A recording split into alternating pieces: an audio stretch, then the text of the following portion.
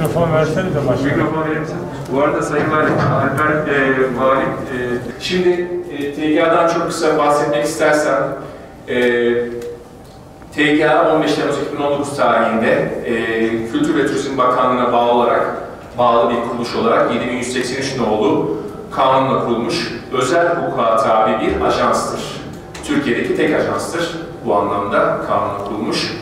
Muğla, Kapadokya, İstanbul gibi ürünlerimiz hazırdı, onları pazarlamaya çalıştık. Tarihi varlıklar, doğal varlıklar, kültürel varlıklar, mutfak, gastronomi, akla gelebilecek bütün alanlarla ilgili aslında Anadolu'muzun genelinde olduğu gibi Şırnak ilimizde de adeta bir hazine ölçeğinde değerlerimiz, kıymetlerimiz var. Judy'yi başlı başına ele alsak ve Judy'nin hikayesini, Nuh'un gemisinin hikayesini alıp bunun üzerinde yürümek gibi bir niyetimiz var. Sadece ülkemizi değil, dünyayı da kucaklayacak bir mesajı, bir hikayesi, bir tarihi derinliği, kültürel derinliği olan bir konu başlığı ve bir realite aynı zamanda. Tabii Judy sefine olarak tabir edilen Nuh'un gemisinin oturduğu nokta yanında işte burada hocalarımız da var. Orada pek çok uygarlığa yaşadığı ve eserler ortaya koyduğu, orada kale yapılarından tutun yazıtlara kadar pek çok eserlerin, tarihi varlıkların olduğu bir coğrafya ve stratejik önemi de ziyadesiyle yüksek olan bir noktamız.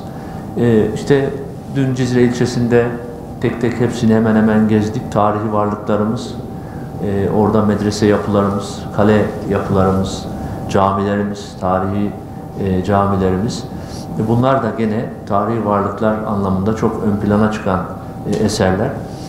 Doğal yapımız zaten çoklu bir doğal yapımız var. Bir tarafımız nispeten ova olarak tabir edeceğimiz alanlardan oluşurken bir tarafımız da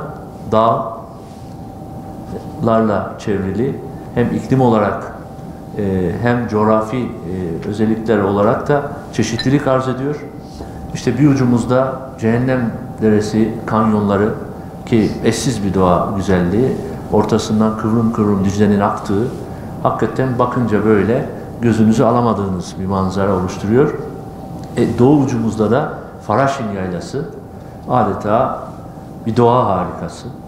Hem bir yandan hayvancılığın, arıcılığın yapıldığı, üretimin yapıldığı, bir yandan da görsel, özellikle bahar aylarında, bahardan yaz dönemine geçiş aylarında insana huzur veren krater gölleriyle, gene ırmaklarıyla, çaylarıyla, akarsularıyla muazzam bir güzellik.